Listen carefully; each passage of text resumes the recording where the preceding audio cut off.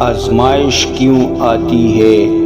نبی کریم صلی اللہ علیہ وآلہ وسلم نے فرمایا، جب بندے کو اللہ تعالیٰ کی طرف سے کوئی ایسا رتبہ مل جاتا ہے جس تک وہ اپنے عمل کے ذریعے نہیں پہنچ پاتا، تو اللہ تعالیٰ اس کے جسم یا اس کے مال یا اس کے اولاد کے ذریعے ایسے آزماتا ہے، پھر اللہ تعالیٰ اسے صبر کی توفیق دیتا ہے، یہاں تک کہ وہ بندہ اس مقام کو پہنچاتا ہے جو اسے اللہ کی طرف سے ملا تھا۔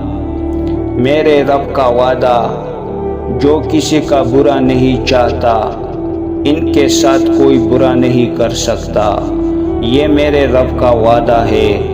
وہ دل جن میں نفرت نہیں ہوتی، اللہ ان کی ہر مشکل خود آسان کر دیتا ہے۔ جو دوسروں کے لیے خیر مانتے ہیں، رب ان کے لیے رحمت کے دروازے کھول دیتا ہے۔